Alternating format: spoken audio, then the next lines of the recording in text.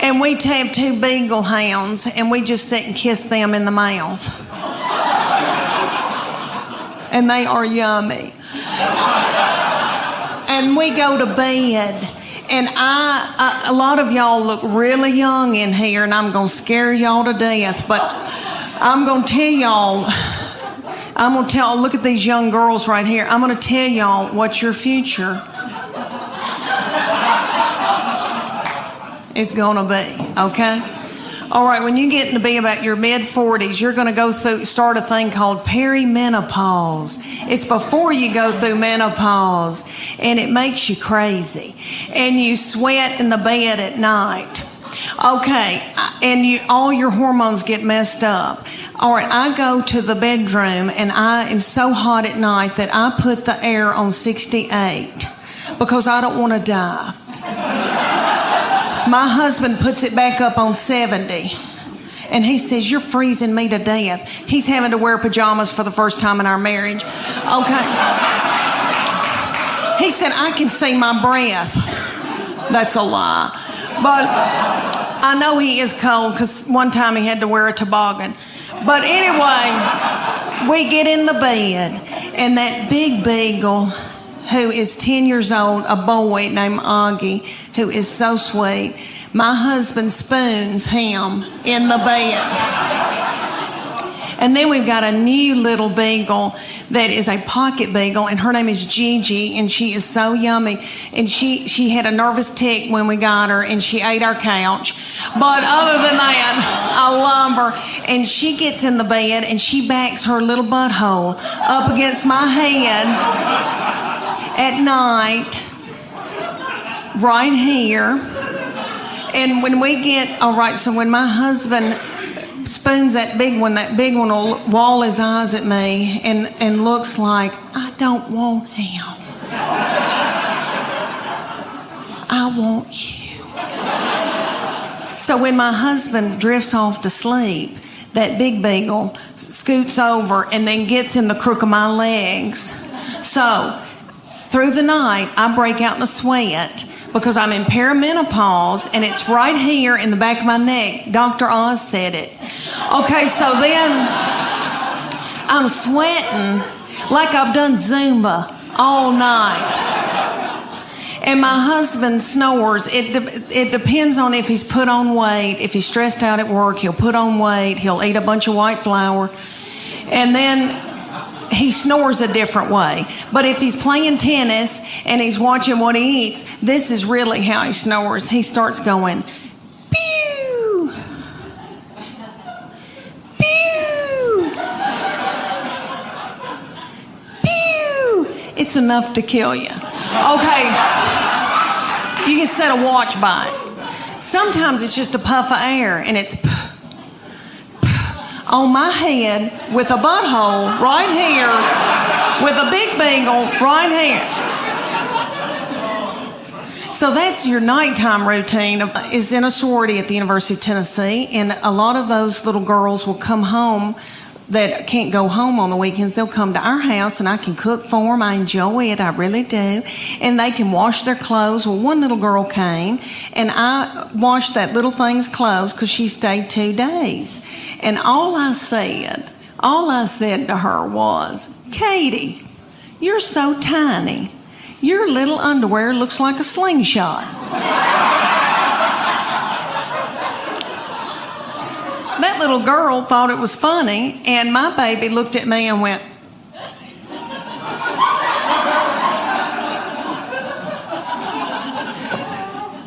so I got out of there. And then when that little girl left, I came back in. I said, what's wrong with me saying that her little panties look like a slingshot? I wish somebody'd say my panties look like a slingshot. You boys in the front row, y'all want to know what my panties look like?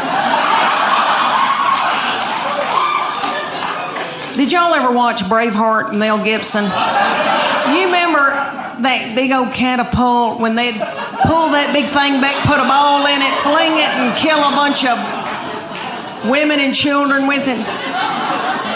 That's what my panties look like. Thank you. Thank you. Oh.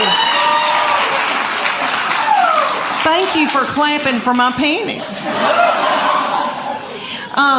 I used to wear Victoria's Secret when I was their age, because I still had hope. But y'all know what? I quit wearing them. You know why? Because y'all know who owns Victoria's Secret? Satan.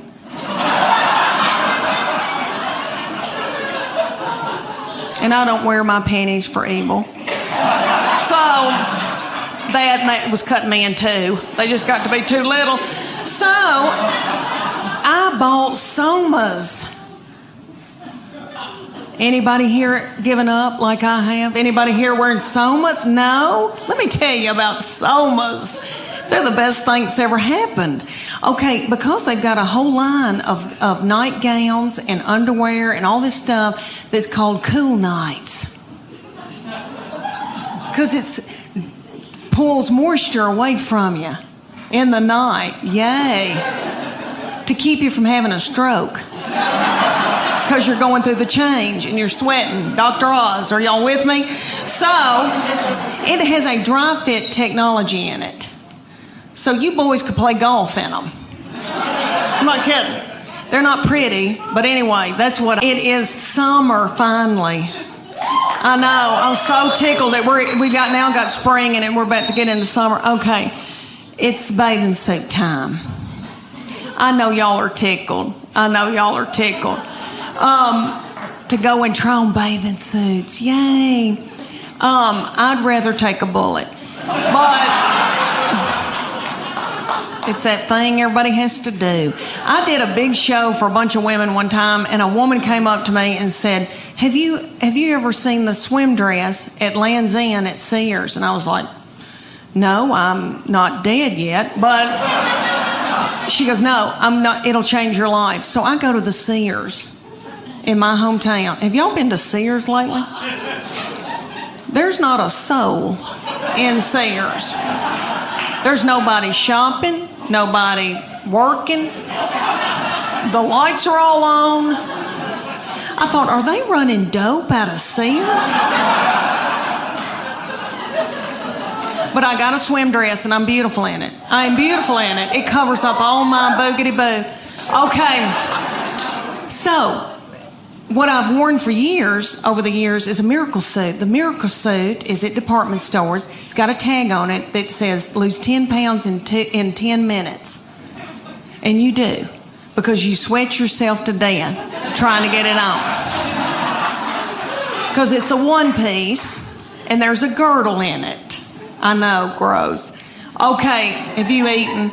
All right, there's a girdle in it, so it smooths you out real cute through here. You look real nice through here because it squeezes your fat out and every other hole. And don't get it wet. Somebody will have to cut it off of you. So I bought it for years. I bought it and I looked terrible in it. And I knew it, so I'd buy a big sarong and like wrap it around my body and then act like I'm reading a book. Okay, so my good friend knew that I was buying miracle suits. She goes, I want one. So she took her 14-year-old girl and they went to the department store and they got in the dressing room and the 14-year-old was sacking her mama up in this bathing suit. They both broke out in a sweat over their lip. And the 14-year-old said, ooh. Gross. Mom, put it back. Let's get out of here. She said, I can't. I got to buy it. I just peed in it. Thank y'all so much. I'm going to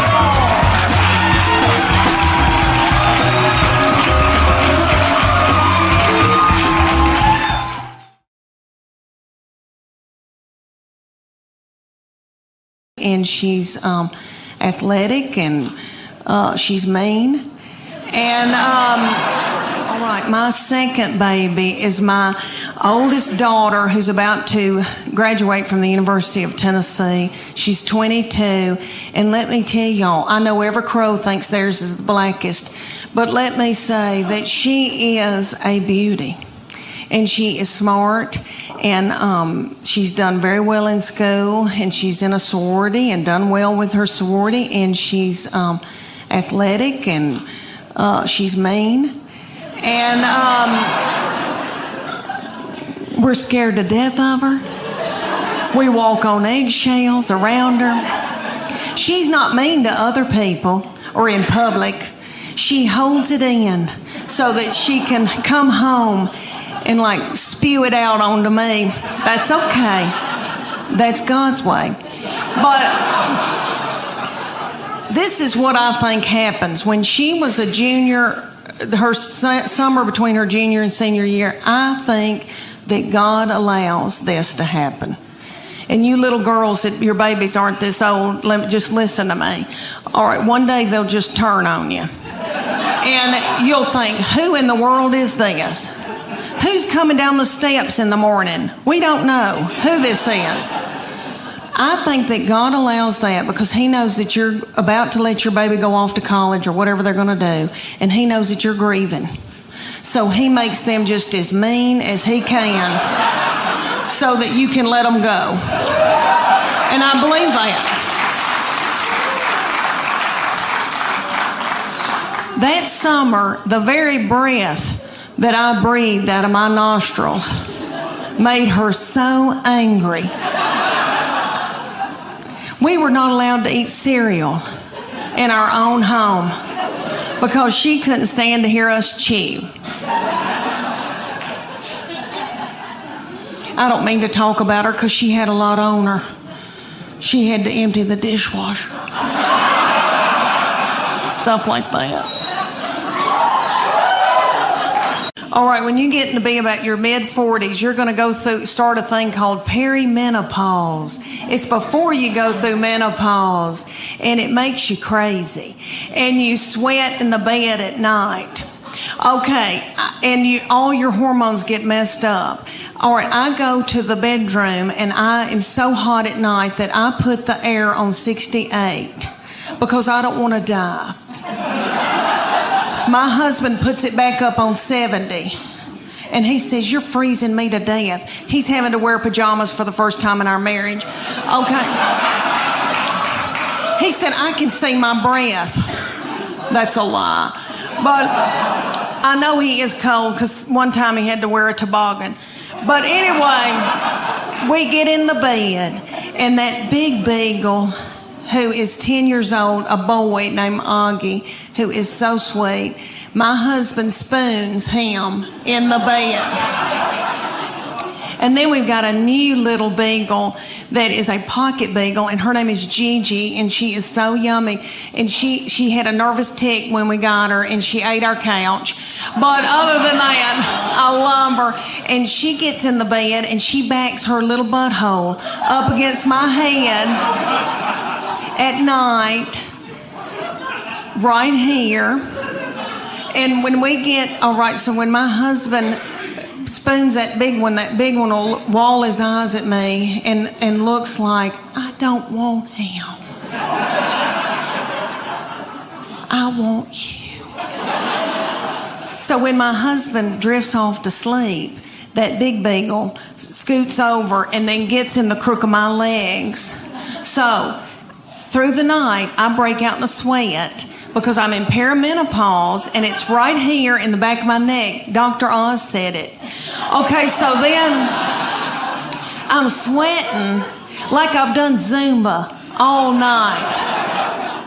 And my husband snores. It depends on if he's put on weight. If he's stressed out at work, he'll put on weight. He'll eat a bunch of white flour.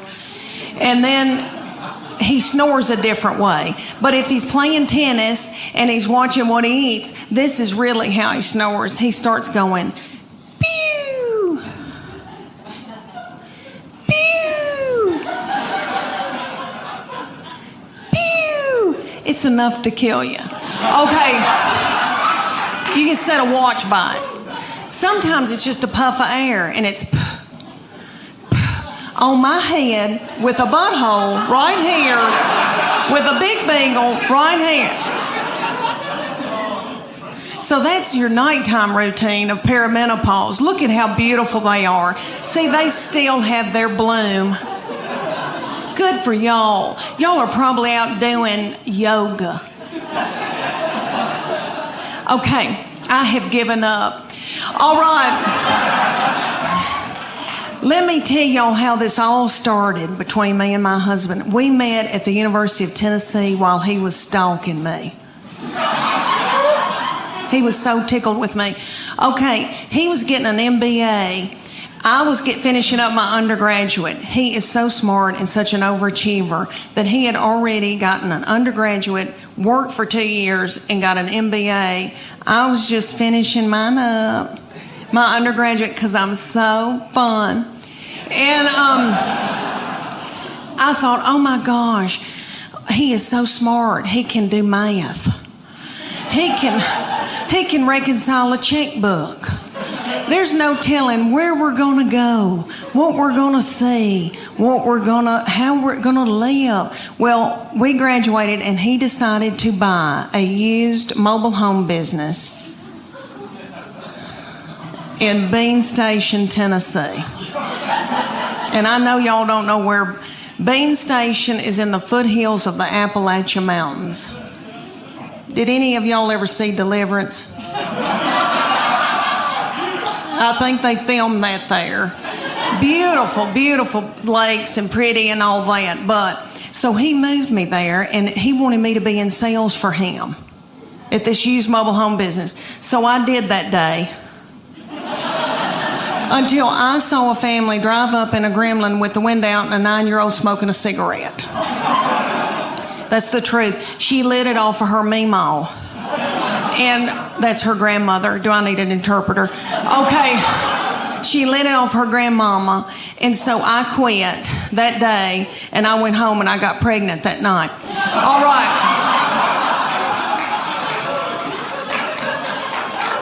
Thank you. I had 3 babies in 4.5 years. Yeah, it hurt. It did. I was pregnant and or breastfeeding for 6 straight years in the foothills of the Appalachian Mountains. And let me tell y'all, when I found out about my 3rd baby, I feel terrible how I reacted, but I was so overwhelmed and so tired. But I knew that day I didn't feel right. I thought, what is wrong with me? I'm tired and I kind of feel sick. And I thought, oh my gosh, surely I'm not pregnant this quick after this, because my girls were 20 months apart.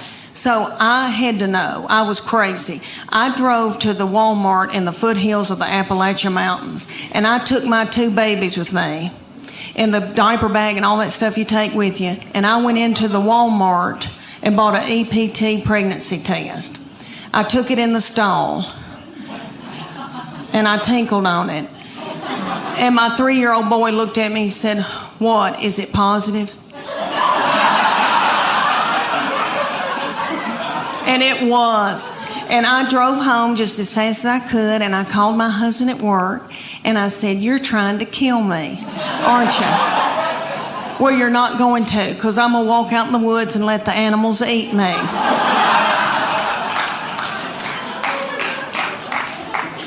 But y'all little mamas probably know what I'm talking about. It's so overwhelming.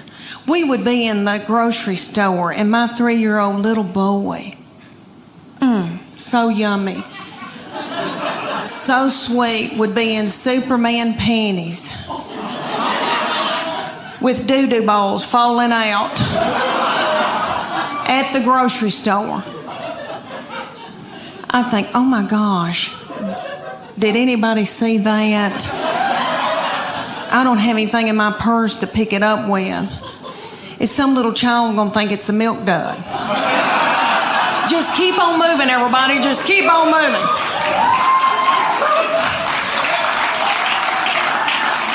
My boy is 24 years old, and he is married. He got out of college. He met his college sweetheart his freshman year. He said he would never marry young, but he did, and he brought her home.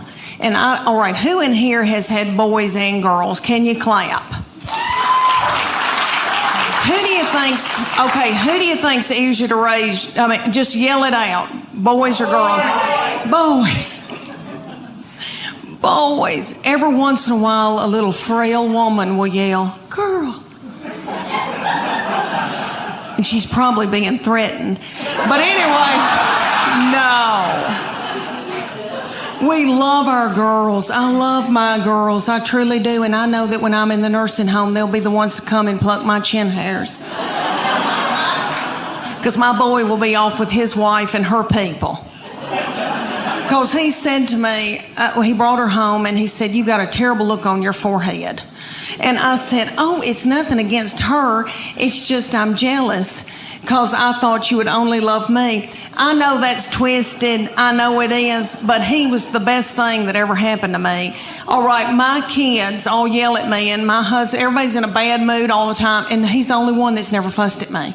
And he was just the sweetest child growing up. And so when he said he was going to marry somebody and move off, it was awful. But let me say that I love her. And they live near us. And she's like another child to me. And it has been a blessing. She is very sweet and has forgiven me for my forehead looks. But anyway, but he said to me right before they got married, he goes, Mom, she's going to be my immediate family.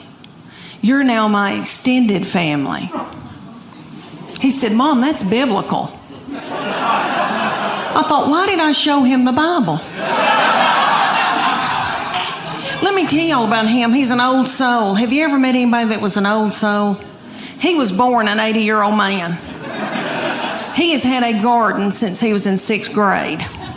He plays the mountain dulcimer and the banjo. He woodworks. He makes spoons.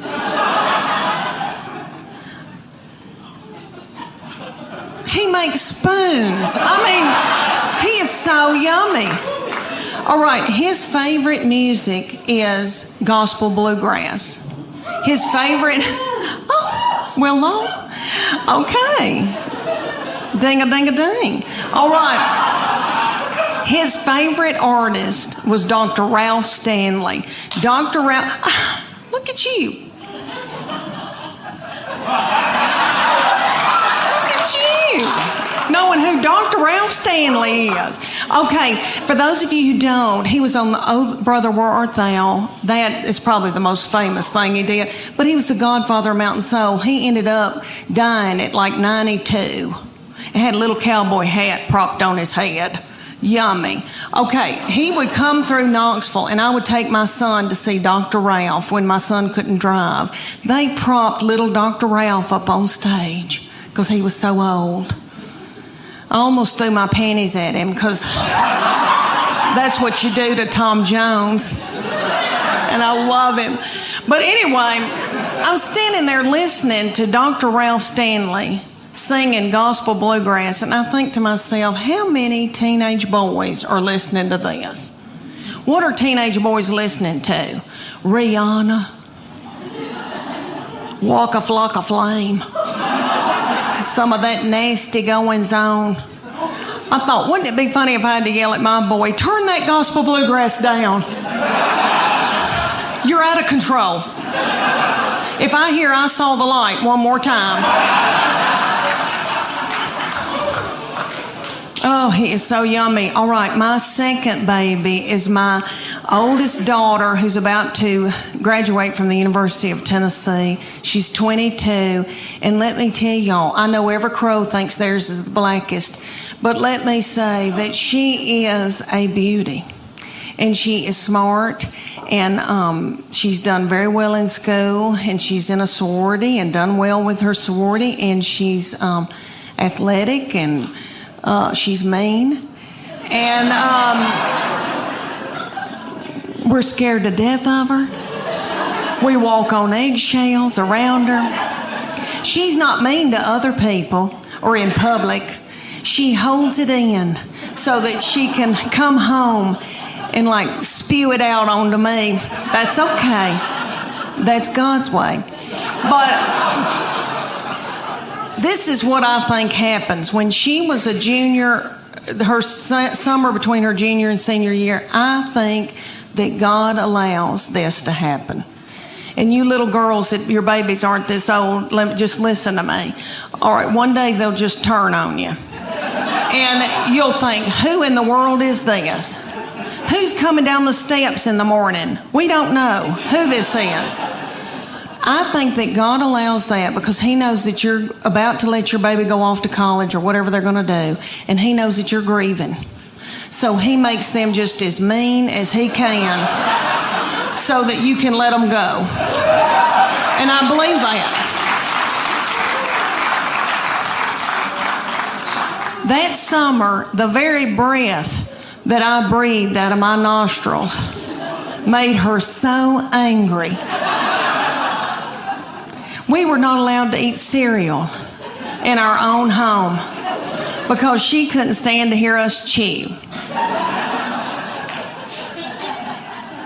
I don't mean to talk about her because she had a lot on her. She had to empty the dishwasher. Stuff like that. That's so hard. Okay, let me tell you about an example when she was probably your baby's age, y'all's little children, because y'all are so cute. Look, their thyroid's still functioning. Y'all still got hair.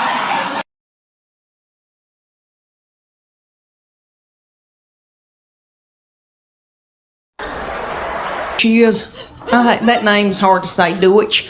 The big idea, Donnie Deutsch, he's some big advertising guy that's done like Nike. I don't know what all he's done, but anyway, nice looking man. He was on the Today Show with Matt Lauer and all them. They were talking about Valentine's, and they said that men really don't care about Valentine's Day. That women, it's more for women, and that you need to buy your wife and girlfriend, nifty things on Valentine's Day. And they said, what do men want? And he said, men want a woman to do nasty, vulgar things to them.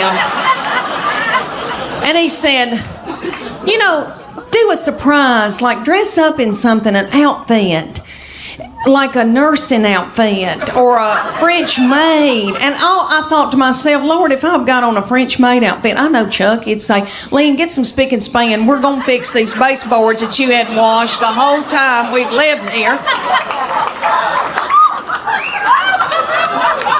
I'm going to dust them, and then I want you to go over them with spick and span. And then just after I had ruined my back, after a day of doing the baseboard, then he would come up to me and try to mount me, I guess is what people say. Is that nasty? I'm sorry. I don't mean that. I'm sorry. I don't mean that. Well, that's biblical. I'm married. I've had 3 beautiful children that I'm in love with. I have a son who is 14 years old now. I cannot believe it. Thank you. And I have 2 little girls that are 11 and 9. And my baby child is in 4th grade now. I cannot believe it. When she went to kindergarten a few years back, that was going to be the first time that I was going to be by myself all day long from 8 to 3, all by myself. I nearly grieved myself to death. I thought, Lord, what am I going to do with all this time on my hands? I hope I don't get hooked on whiskey and start honky-tonking.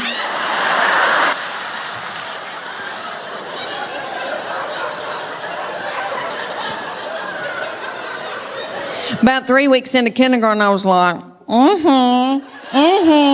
it's your birthday, Now I ain't gonna get a pap smear without somebody sitting on my head.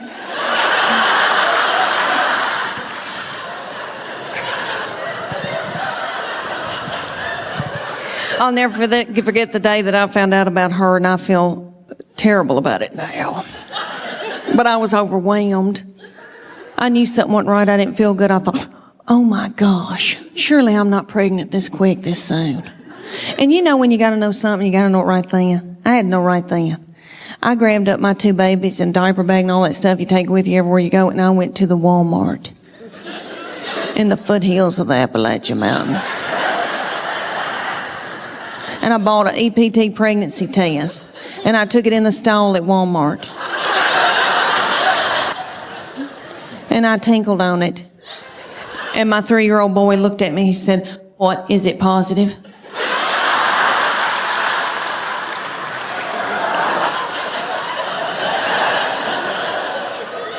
And it was. So I drove home just as fast as I could. And I called my husband at work. And I said, "You're trying to kill me, aren't you? With a slow vaginal death. Is that what you're trying to?" "Well, you're not going to.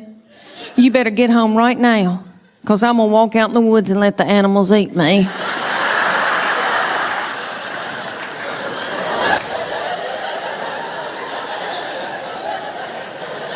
But let me explain to y'all why I was so torn up.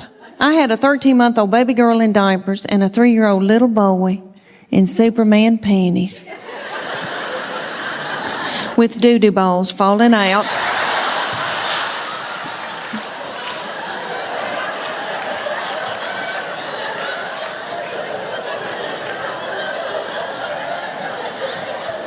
At the grocery store. I thought, oh my Lord, did anybody see that? I don't have anything in my purse to pick it up with. Is some little child gonna think it's a milk dud?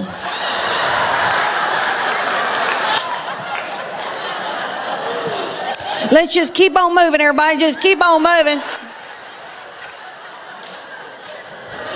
But God knew better than I did, because she's been a doll baby, but she's ruined. And I know I'm the one who did it. I was tired and beat down. So, anybody here who has more than 2, you know, good night by that 3rd and 4th one. You got to let them do what they got to do, you know. She still cries over anything. She cries because she knows she gets her way. I said, "What's she crying about?" "She wants your toy." "Well, just give it to her." "I can't deal with it."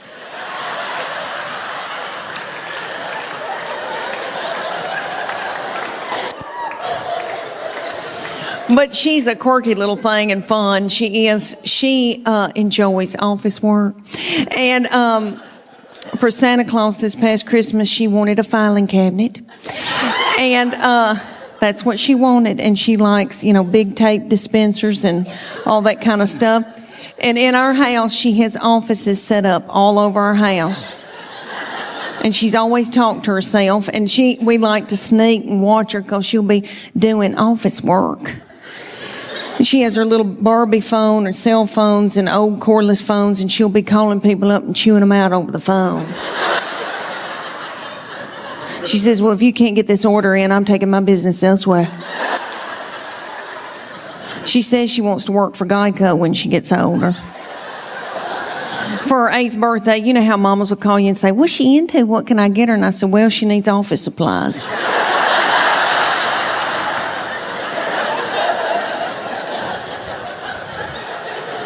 My oldest daughter has turned 11, and she's in 6th grade in middle school. And I can tell that puberty is beginning with her. She's crazy. And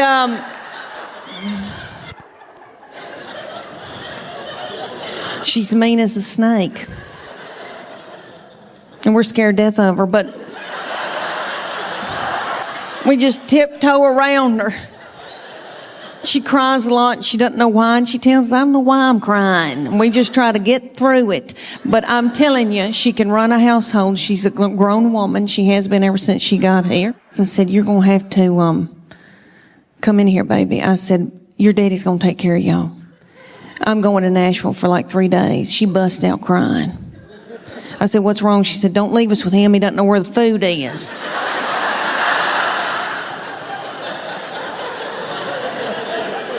I said, "Well, that's why you're in charge." And she is. God love her. But my girls are emotional, and I don't mean to talk about them, because I love them, and I know they'll visit me in the nursing home. But they are lunatics. My husband says they're psycho, and they need therapy. And I'll give you all an example. I can be in the pickup line at school, and this has happened when they were in 1st grade, and it happens every day when I pick them up at school now. I'm sitting in the pickup line and I can see them come out. And they are in a good mood.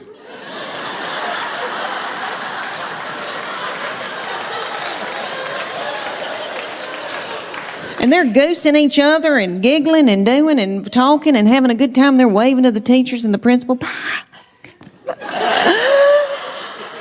See you tomorrow. Okay. Then they come over to my vehicle. Get in. Shut the door. My 11-year-old take her backpack and sling it and hit me in the back of the head with it.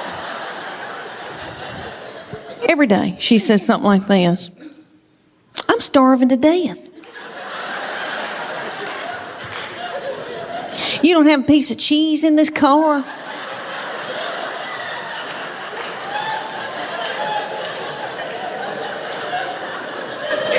Your driving's making me car sick. I hate her. Why'd you have her? And then my baby will be sitting up there in a daze. She'll be going, Mama, Mama, Mama, Mama, Mama, Mama, Mama. What? Mama, Mama, Mama. What? I'm listening. She asked me some of the craziest things. One day she said to me, did Jesus ever have head lice?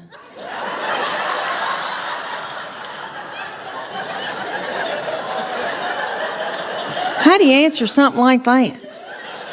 I said, well, baby, if he did, I know he healed it. And then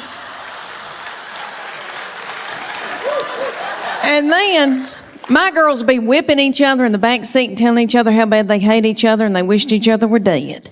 And then my sweet boy will come out. He'll get in and he'll say, you know, they're building a new Home Depot up on 281.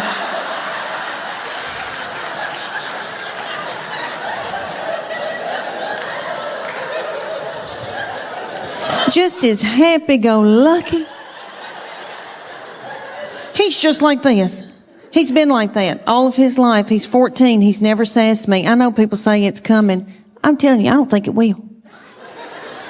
And I'm in love with him. My husband says I have an unhealthy obsession with him. Whatever. And, he's the only one of all my family that doesn't give me any crap. So yes, I am in love with him. And that doll, we want the best for him and we want the best for these children. We want them to be involved in sports. You know, keep them off of dope.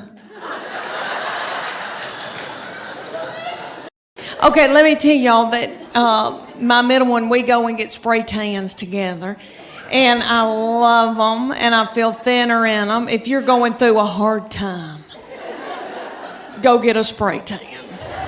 Makes you feel like a movie star. Okay, well, we went the other night, and this is the difference for you young mamas out there, like women going like in your 20s and 30s and even in your 40s when you still are, you know, have life left in you. Okay, there's something happens to you when you're in your 50s, and it is wonderful. You don't care, okay? You don't care about anything. All right. We go to get a spray tan, and y'all know about Snapchat. There's a thing called Snapchat where you can video somebody and send it to your friend. Okay. Or send it out to the world, I guess. All right. I'm completely naked with a plastic bag on my head.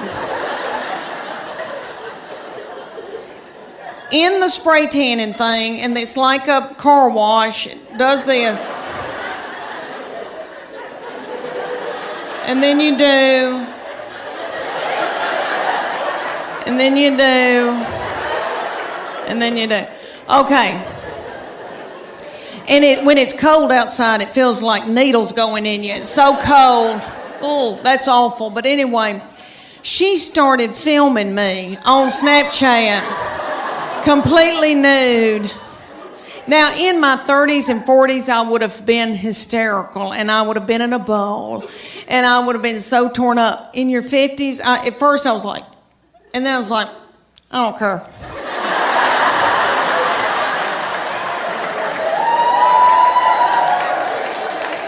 I think I may have gone. I don't care. I don't care. It's a wonderful feeling. I hope y'all can all get to that one day where you don't care. Honey, it's wonderful. All right, she is a beauty. And I know every crow thinks theirs is the blackest, but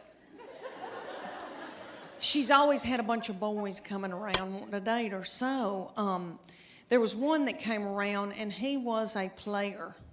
Do y'all remember that, player? Remember? So the young people call it player. My husband's not a player.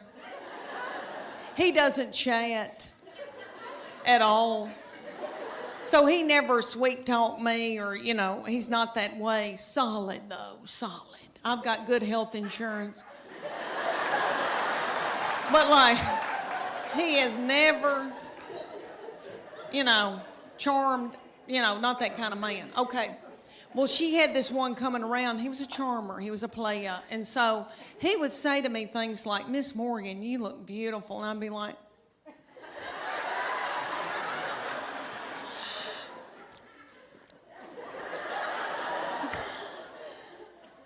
can I make you a casserole? And eventually they broke up, praise God, because I was exhausted. I was blowing my hair out every day and mopping the kitchen floor. But the reason I got played, let me tell y'all, the reason I got played is because my love language is words of affirmation. Okay, if you have not taken that test, go get you a book called The 5 Love Languages. My husband and I did it at the Methodist Church. When we were just married, we went on a retreat and we did this.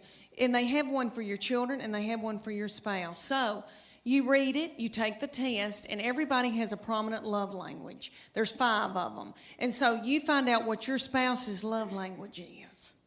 And they find out what your love language is, and you feed each other their love language. And then when you do, their love tank feels full. And if they feed you yours, your love tank feels full. If you don't feed them their love language, they go to work. And they're at the water fountain. And some whore comes up.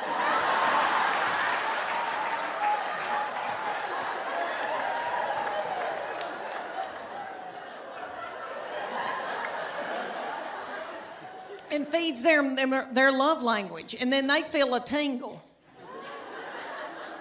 And then Satan swoops in. Everybody, I think you know where I'm going with that. Okay. So there's 5 love languages. The first one is quality time. You know people that just want you to spend quality time with them. Just them. Okay. Then there's physical touch. I know you girls think, that's my husband. Physical touch.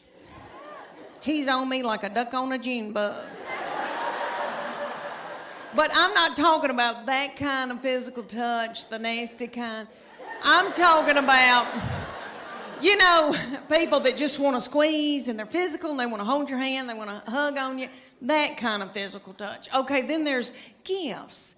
And that's my sister. She loves, if you've thought about her, it doesn't have to be expensive. If it's a rose, if it's a card, hers is gifts. She feels love and her love tank is full.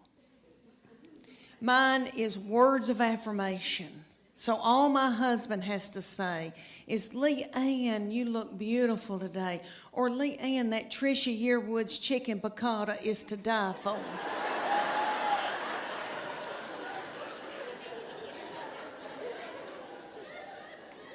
And then I'm willing to do something vulgar with him.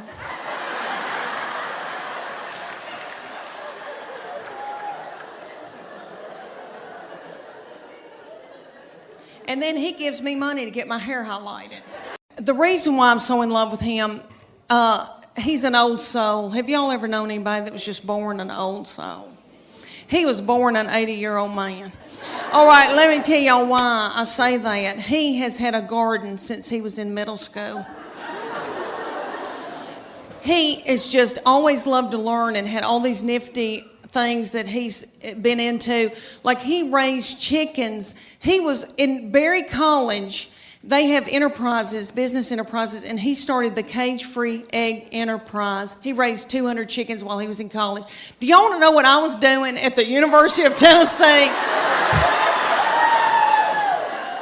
in the 80s? I mean, let's just get it out of the way. Have I made out with anybody in here? Anybody?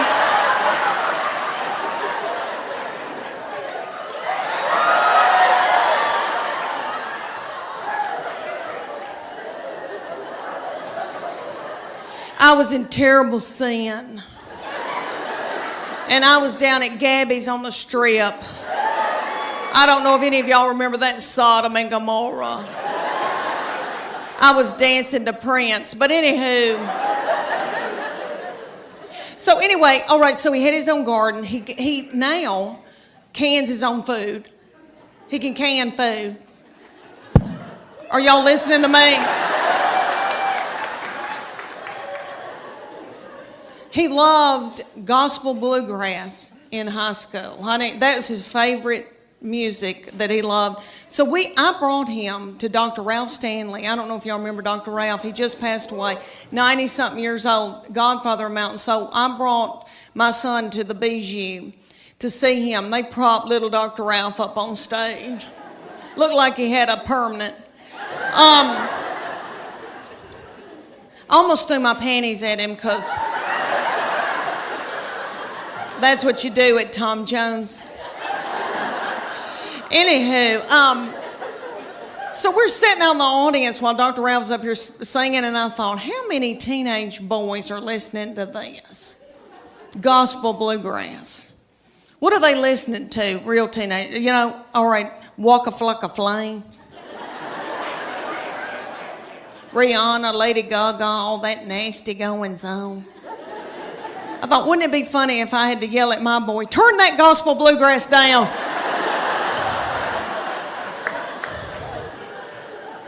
You're out of control.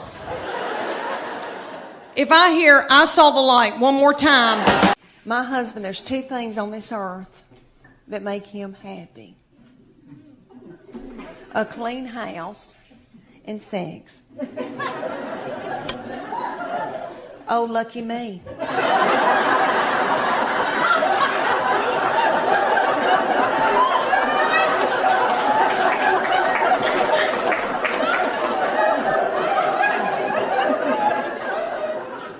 I like a clean house too. But I'm too fun to clean. I want somebody else to do it, you know? So to make my husband happy, I got to where I would just pour bleach in certain parts of the house. And so when he came home, he'd smell it and think that I had been cleaning. It worked for a little while, and then he caught on to me. And he said, if you'll have sex with me twice a week, I'll get you a maid. No. And then,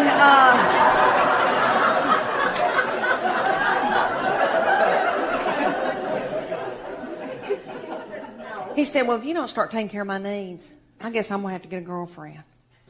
I said, oh, dear Lord, say it's not so.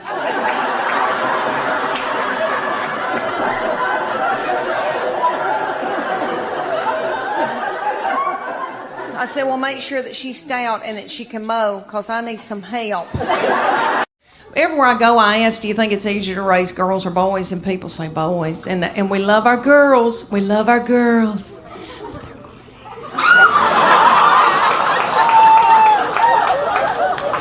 I'll give y'all an example. I'll be in the pickup line since she's been in kindergarten and now she's in 8th grade. Every day I get to go thank the Lord and pick them up from school. And I'm sitting in my minivan. All right, I'm watching them come out. And they are in a good mood. I saw it.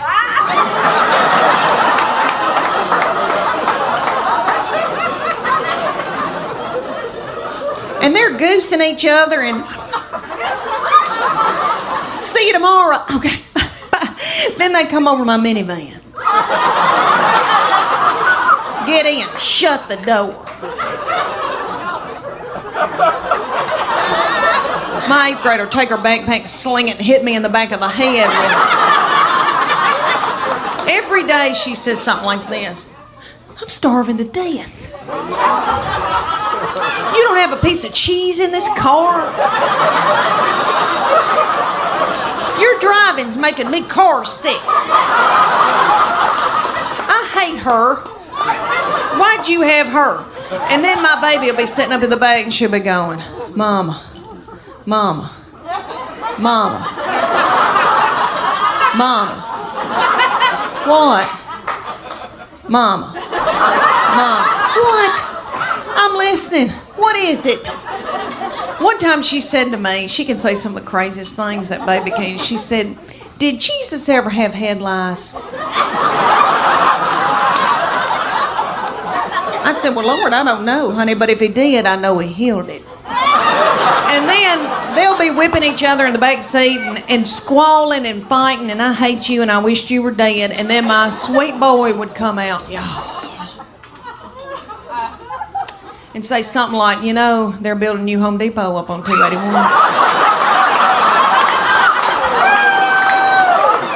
Just as happy-go-lucky.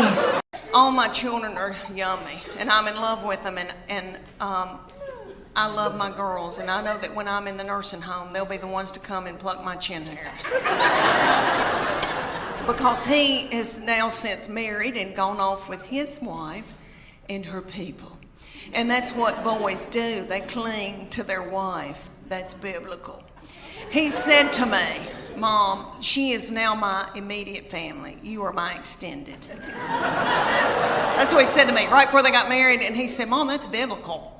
I'm supposed to cling to my wife. And I thought, why did I show him the Bible? Well, he has always been spiritually mature. We call him our little Billy Graham. My husband and I, we didn't do it. God did it. I'm full of sin. Okay.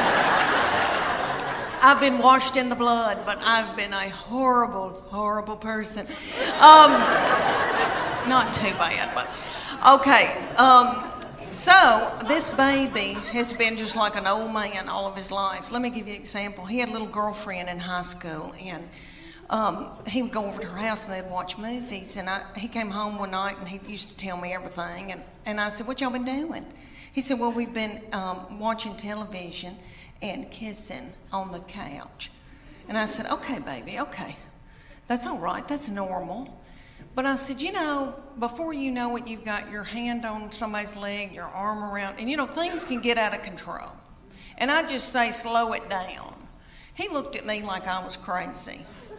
And he said, Mom, I've prayed about this. Nothing like that's going to happen. And I know he meant that. And all I could think of to myself was some of the nastiest things I ever did.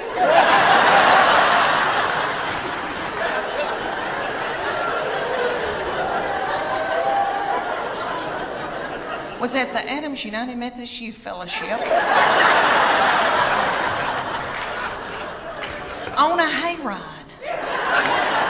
I don't know what it was about hay that set me on fire. I wish it did now, because I could get a new purse out of that. Okay, y'all, have you ever heard of lock-in? I know everybody in here that has been from Chattanooga has probably been raised in church. Okay, I don't know who that little darling, sweet fool was that came up with the lock-in. Probably a little woman in a committee meeting. And she probably said, oh gosh, y'all, let's come up with something for all the hormonal teenagers. Let's gather them up and put them in the church building and lock the door and turn the lights out and leave them there all night. Maybe somebody will end up pregnant. I'm trying to adjust to just being with their daddy, and so I bought him tickets to go see Def Leppard and Journey. Woo! Okay, let me tell you. Have y'all been to concerts lately with old people that are older than I am? Okay. We went, and I thought, oh, we're going to have a fun date. And I said, where are we going to go out to eat? And he goes, I don't have time for that. It was on a weeknight. So he went to the Pilot and bought himself a tall boy. And I think that's what it's called, and an egg salad sandwich from the Pilot. And so I didn't get to eat, and I was so hungry. And it dawned on me at a concert. You know, when I was 20 and I'd go to a concert, I was at University of Tennessee, and so I'd go to Thompson Bowling. And I'd wear a crop top. And I didn't care about eating. I wasn't hungry, you know. I was thinking what boys were going to be there, and I had on little bitty breeches. Because I still had a metabolism and my thyroid was acting right. Okay. So we go to Def Leppard and Journey, and everybody there is our age. And everybody's worried about the snack bar, first of all. And I was too. And I was so hungry, and I noticed that people had big Diet Cokes, like big buckets of Diet Coke, and were sucking on those big buckets of Diet Coke while the concert was going on. And every once in a while, somebody would stand up